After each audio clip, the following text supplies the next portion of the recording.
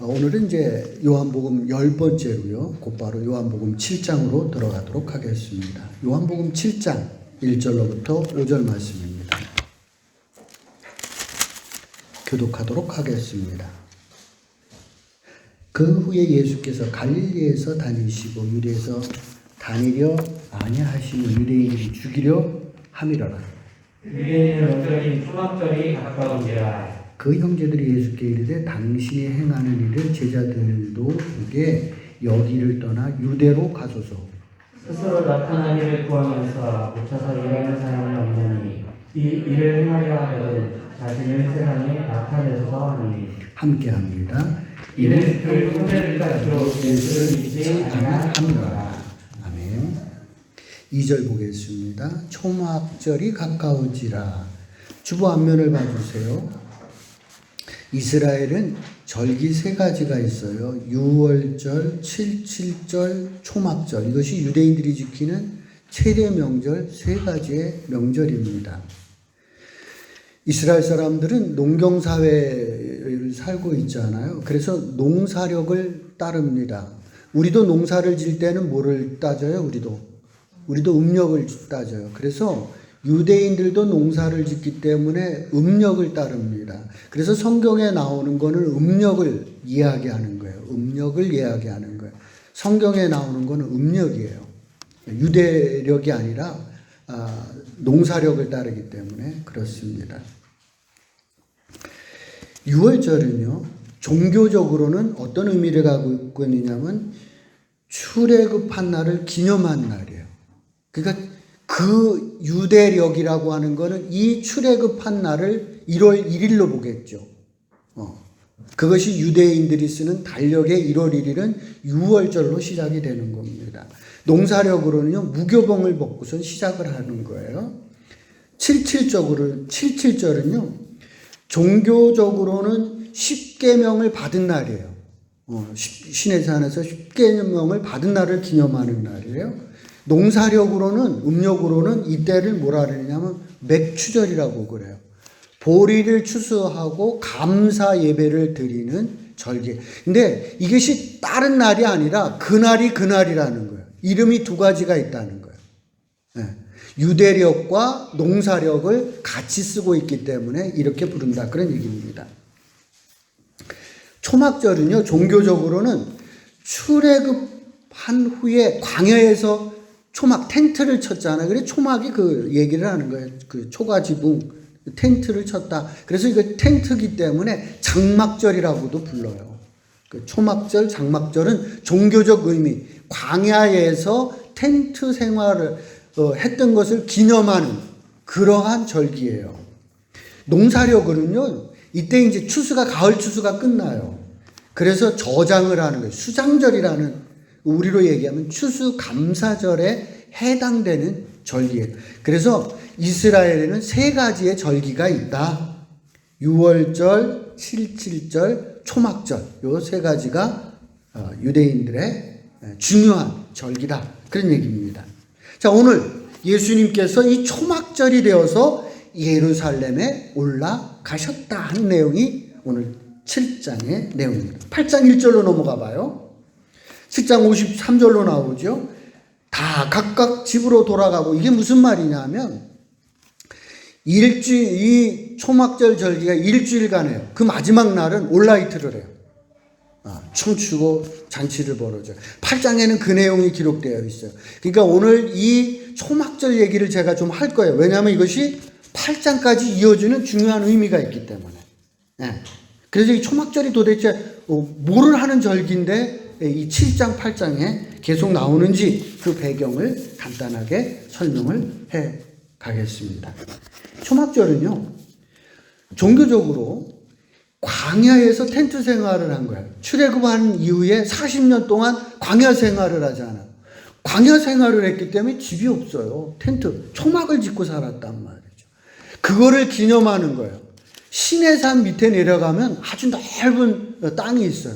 거기에 뭐 이상한 게 있어요. 그게 뭐냐면 초막절에 거기 와서 집 짓고 산 거예요.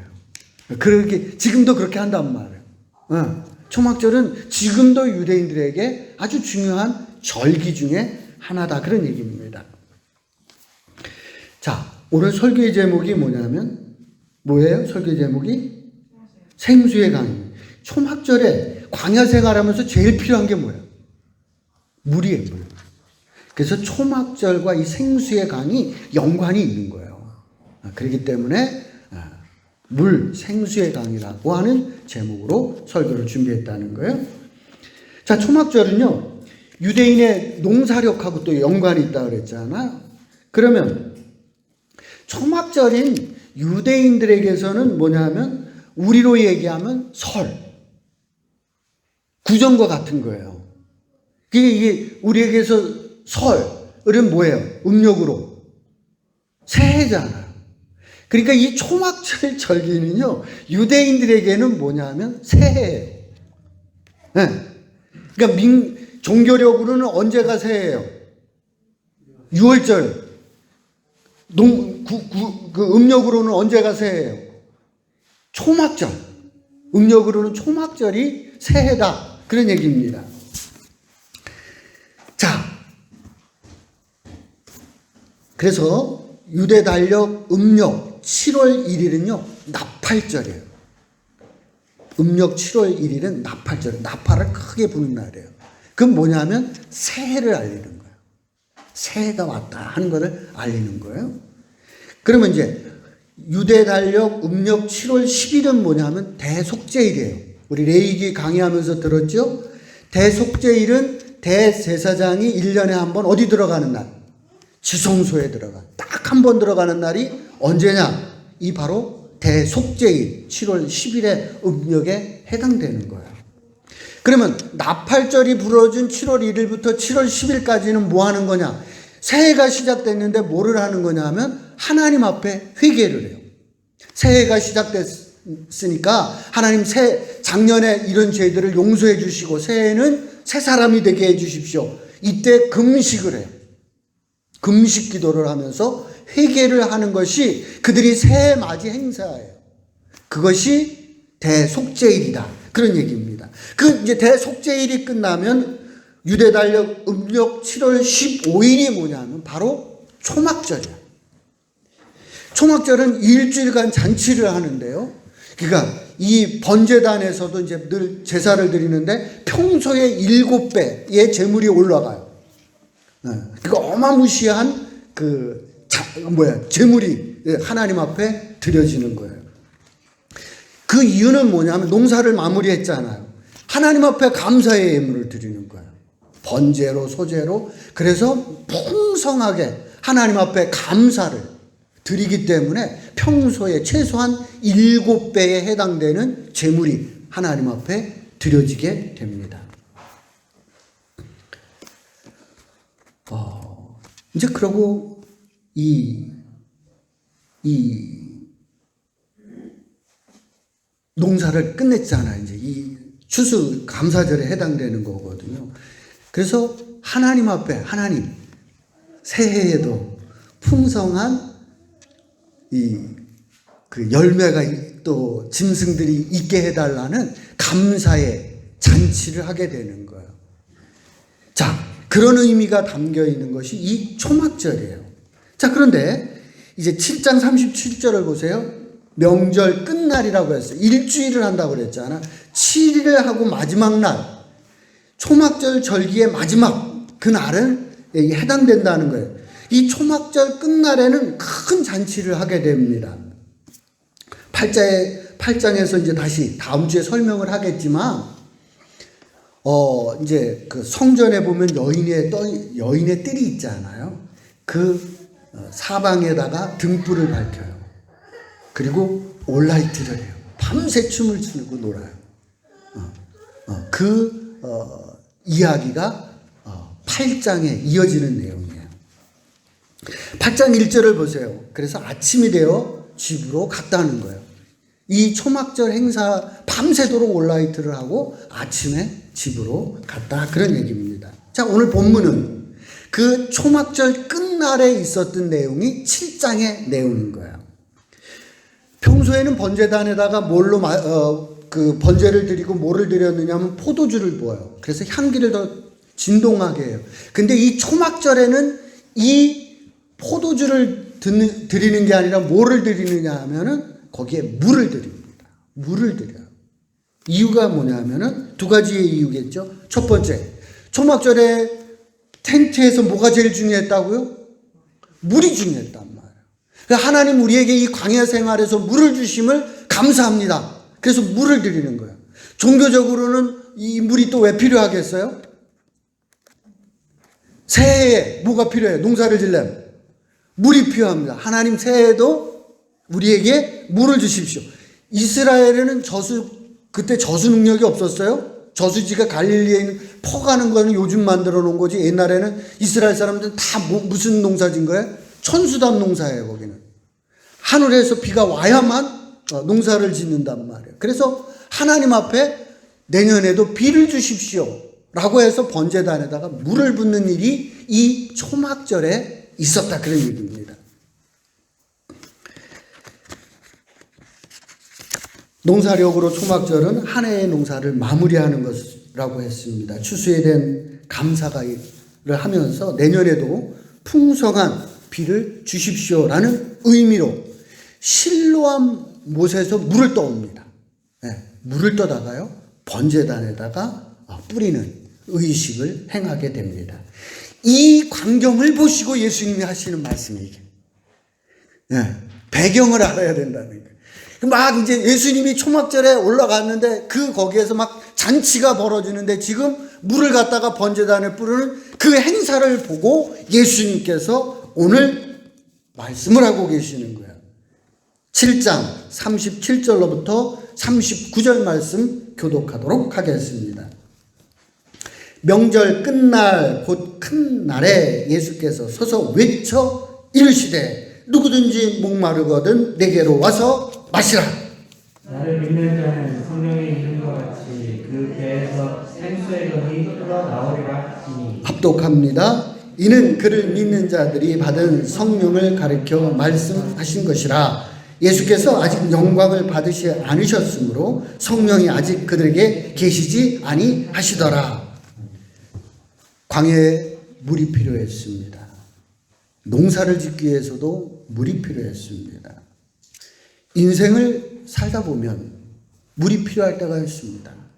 갈급할 때가 있습니다. 예수님은 인생을 살다가 이렇게 목마르거든, 갈급한 일을 만나거든 내게로 오라는 거예요. 수가성 여인에게 했던 말이 여기에도 동일하게 적용되는 거예요. 수가성에서 예수님이 뭐라고 그러셨어요? 예수님께서 말씀하신 것은 내가 주는 물을 마시는 자는 영원히 목마르지 아니하리니 내가 주는 물은 그 속에서 영생하도록 솟아나는 샘물이 되리라. 이게 수가성 여인에게 해주셨던 말씀입니다. 수가성 여인은 예수님을 영접하고 나서 예수님의 말씀을 믿고 나서 그의 마음속에서 뭐가 생겨난 거예요? 기쁨이 생물처럼 솟아났다는 거예요. 예수님을 정말 믿으면 어떤 일이 생기느냐? 내 마음에서 기쁨이 샘물처럼 솟아나는 일이 생기는 거예요. 그래서 이 여인은 물동어리를 버려두고 어떻게 한 거야? 동네로 뛰어들어가. 기쁜 거예요. 이제 이 동네 사람들이 다 꼴도배기 싫어가지고 피해가지고 한낮에 물 들어왔던 여인이지만 변한 거야, 이제. 완전히 변한 거야. 그 꼴보기 싫은 사람들을 찾아가서 내가 메시아를 만났다라고 그의 인생이 변했어요. 예수를 믿었을 때, 예수를 하나님의 아들로 믿었을 때 어떤 변화가 생기냐? 생명의 샘이 솟아나는, 생명의 샘물이 솟아나는 것을 경험하게 되는 줄로 믿습니다.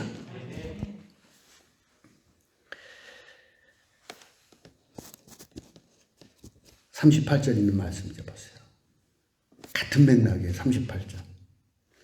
나를 믿는 자는 성경의 이름과 같이 그 배에서 생수의 강이 흘러나오리라. 예수를 믿는 사람에게는 그 배에서 생수의 강이 흘러난대요. 광야를 걸어가도 내 배에서 생명의 강이 흘러나니까 목마를 일이 없어. 지금 그 얘기예요. 니들이 지금 광야 초막절 행사를 하면서 물을 기다리고 있잖아요. 근데 예수님이 그 광경을 보시면서 너희가 정말 나를 믿으면 네 배에서 이제 뭐가 난다? 생명수가 흘러갈 거다. 걱정하지, 나를 믿어라. 예수님이 그 말씀하시는 거예요. 농사를 지으면서 물이 필요하지 않아요. 뭐 걱정해. 내 배에서 생수의 강이 흘러날 때 걱정하지 마라. 걱정하지 말고 나를 믿어라고 예수님이 말씀하고 있습니다. 예수님을 믿으면, 예수님을 믿고 살아가면 인생을 살아가면서 걱정할 것이 없다는 거야. 정말 나를 믿어라. 그러면 너희들이 살아가면서 물 걱정이나 근심 걱정하는 것들이 너희들이 벗어날 수 있다라고 예수님께서 말씀을 하고 계십니다. 이와 동일한 말씀을 또 예수님께서 하셨죠. 수고고 무거운 짐진 자들아 다 내게 오라. 내가 너희를 쉬게. 아멘. 살아가다 보면 우리가 무거운 짐을 지고 살아갈 수도 있습니다. 정말 지치고 힘들 때 내게로 오라는 거야. 아멘. 여러분의 짐이 가벼워지는 것을 경험하게 될 줄로 믿습니다. 예수님께서 목마르고 무거운 짐진 자들을 초청하면서 예수님이 하신 말씀이 너희 목마른 자들아 물론 나오라. 돈 없는 자도 오라. 너희가 와서 사 먹되 돈 없이 값 없이 와서 포도주와 젖을 사라. 그죠? 교회 오면서 자발적 헌금은 있지만 세금은 안 받잖아요. 너무 같은 데가 아니잖아요. 예? 은혜를 받으면 내는 거고, 은혜가 없으면 내지 마는 거고, 그런 거예요. 그런 거예요, 신앙에 있어서. 정말 내게 와서 너희들이 목마름을 해결해라. 배고픔을 해결해라. 근심을 해결해라. 내게 와라. 나를 믿어라고 예수님께서 말씀을 하고 있습니다. 사랑하는 성도 여러분, 여러분의 혹시 근심이 있습니까? 걱정이 있습니까? 예수님을 믿고 예수님 앞에 내려놓는 믿음의 제자들이 되시기를 주의 이름으로 축복을 드립니다. 근심을 내려놓으십시오. 근심을 내려놓고 차차차가 아니라 근심을 내려놓고 예수를 믿으시기를 주님의 이름으로 축복을 드립니다. 예수님께서 이제 인생을 살다가 갈급한 사람들이 그래서 예수님 앞에 오는 거예요. 그러면 정말 이제 생수의 강이 흘러나오도록 해주셔야 되는 거 아니겠어요? 정말 수고하고 짐진 사람들이 왔어요. 그러면 어떻게 우리 그거 해결해 줘야 될 거, 오라고 해서 해결해 주셔야 될 거 아니에요. 예수님 그 답을 주셔야 될 거 아니에요. 답을 찾아보세요. 어디에 그 답이 있어요? 어떻게 하면 그 문제가 해결되는 거예요? 생수의 강이 내게서 터져나오고 무거운 짐이 내려가는 거예요. 그 답이 어디에 나오는 거예요? 요한복음 6장 66절로부터 71절의 서론으로 나오는 거예요. 요한이 지금 그 답을 먼저 써놓고 6장에다가 써놓고 7장, 8장의 이야기가 나오는 거예요. 6장 60절로부터 71절까지 가봅니다. 지금 많은 사람들이 가나의 혼치, 또 왕의 신하의 아들을 고치는 사건, 그 다음에 5,000명을 먹이심을 통해서 많은 사람들이 예수님께 왔어요. 근데 60절에 있는 말씀을 보세요. 예수님의 말씀이 어렵다고 합니다. 그 말씀을 받아들이지 못하고 소화하지 못했어요. 그러니까 어떻게 돼요? 그에게서 생수의 강이 터지겠어요? 안 터진다는 거예요. 믿고 수용을 해야만 뭐가 터지는 거예요? 네, 생수의 강이 터지는데 어렵다. 그리고서 돌아갔다는 거예요. 생수의 강을 이 사람들은 체험하지 못하는 거예요. 어디에 떨어진 씨앗이에요? 돌짝밭에 떨어진 씨앗이에요. 그들은 예수님의 생수의 강이 경험하지 못하고 돌아간 사람들이에요. 다시 이제 7장 5절로 가보세요. 거기 보면 그의 형제들이 예수를 믿지 않았다. 그렇게 표현되고 있어요. 이 말이 무슨 말이겠어요? 이해 다 하셨는지 모르겠어요. 여러분들은 지혜로우시니까 다 이해하셨겠지만 다시 한번 설명하면 그런 거예요. 예수님의 동생들이 예수님에게 뭐라고 해요? 아, 형님, 유대, 예루살렘으로 올라가십시오. 이번에 이제 초막절 절기니까, 이거 올라가십시오. 예수님이 안 간단 말이에요. 아, 왜 안 가셔요? 지금 가야지, 가가지고 뭐 해야 돼요? 하듯이 형님 가가지고 연설도 하고, 형님의 이름을 높이십시오. 그렇게 얘기하는 거예요. 그 예수님이 이 동생들 말을 따르지도 않고 성경에는 뭐라고 얘기하고 있어요? 그들이 예수를 믿지 않았다. 그 무슨 말이겠어요? 예수의 동생들은 예수를 뭘로 믿지 않은 거예요? 하나님의 아들로 믿지 않았다는 거예요. 그냥 우리 형님이 그냥 올라가가지고 유명한 설교도 하고 그래가지고 군중들 휘어잡아가지고 돈이나 왕창 벌고 유명한 인사가 되고 하기를 동생들은 바라는 거지 하나님의 아들로 믿는 것이 아니라는 거예요. 그래서 믿지 않았다는 얘기예요. 그런 사람에게도 뭐가 안 터지는 거예요? 생수의 강이 안 터져요. 내 소원을 이루려고 막 몸부림치는 그 사람들에게도 생수의 강은 터지지 않는다는 거예요. 7장 45절에 가보세요. 대제사장과 바리새인들은 예수님을 죽이려고 사람들을 보내고 있습니다. 예수님을 죽이려고 하는 그 사람들에게서 생수의 강이 터지겠어요? 그것도 안 터지죠. 그러면 그 생수의 강은 어느 사람에게 터지는 거예요? 예수님을 하나님의 아들로 믿는, 아멘? 예수님을 하나님의 아들로 정말 믿고 영접하는 그 사람에게서 생수의 강이 터져나온다는 거예요. 여러분들이 예수님을 하나님의 아들로 정말 믿는 믿음이 여러분들의 있기를 주의 이름으로 축복을 드립니다.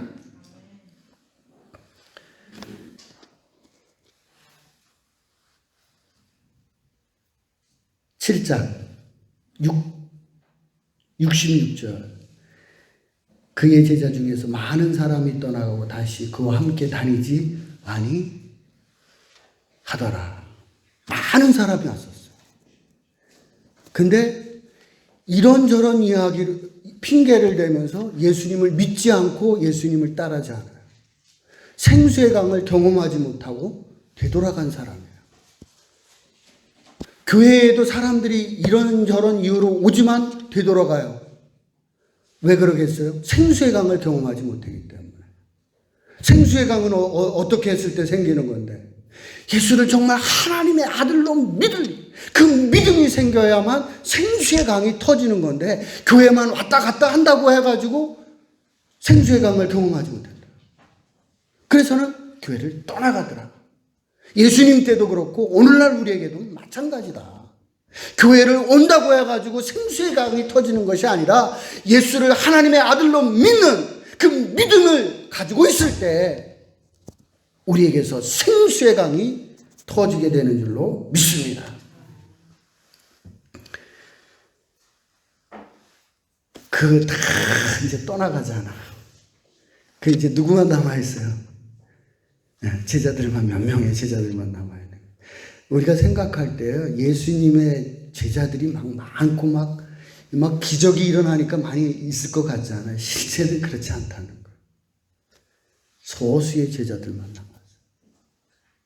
그래서 예수님이 그 제자들, 남아있는 제자들에게 던지는 말이에요. 66절이에요.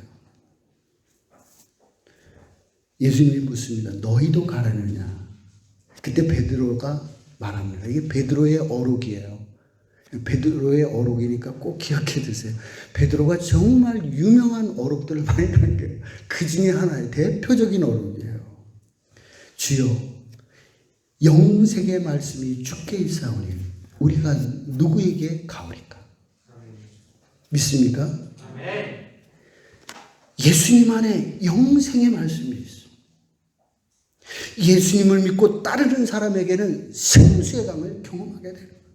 무거운 짐진 자들이 예수님을 믿고 따라가다 보면 그에게서 무거운 짐이 벗어지는 것들을 경험하게 된다는 거. 내 안에 예수님이 내 안에 거할 때 말씀이 내 안에, 내가 말씀 안에 거할 때 거기에서 뭐가? 생수의 강이 흘러나온다. 말씀에서 내 배에서 생수의 강이 흘러나오는 거예요. 말씀에서 능력이 나와 무거운 짐을 벗게 되는 것입니다.